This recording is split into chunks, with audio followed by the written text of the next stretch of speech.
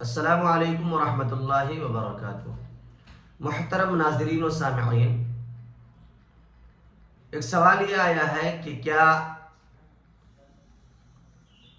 سجدہ تلاوت کرنا ضروری ہے اور سجدہ تلاوت کا مسنون طریقہ کیا ہے؟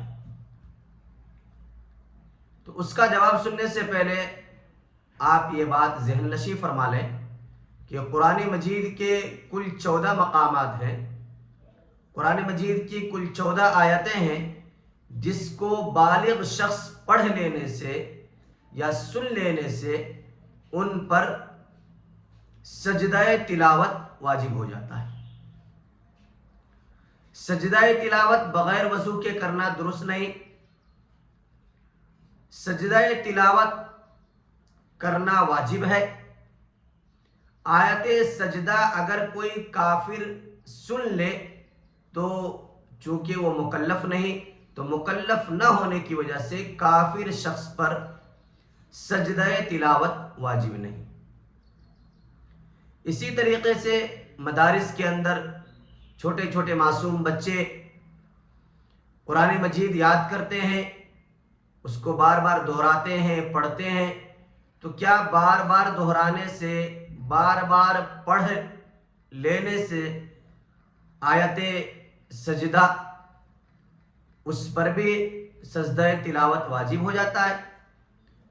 تو اس کا جواب یہ ہے کہ نابالغ بچہ ہے تو نابالغ بچے کے قرآن کی وہ آیتیں جس کو پڑھ لینے سے سجدہ تلاوت واجب ہو جاتا ہے، بچے نابالغ بچے پر سجدہ تلاوت واجب نہیں۔ ہاں، اگر نابالغ بچہ پڑھ رہا ہے اور بالغ شخص نے سنا تو اس کی دو شکلیں۔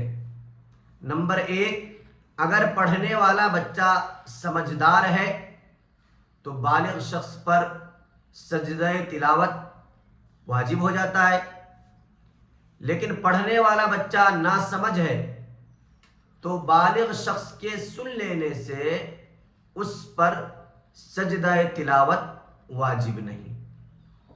تو سجدہ تلاوت کی یہ چند قسمیں ہوئی، اور ایک بات یہ رہ گئی کہ ایک آیت سجدہ بار بار دہراتا ہے، بار بار اس کو پڑھ رہا ہے، تو کیا ہر بار اس پر سجدہ تلاوت واجب ہے؟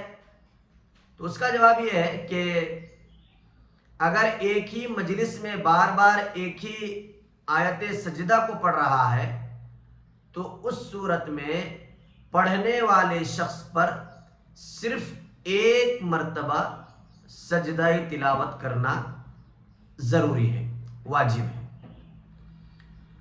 اب وہ جواب سنیں جو سوال کیا گیا تھا کہ سجدہ تلاوت کا مسنون طریقہ کیا ہے؟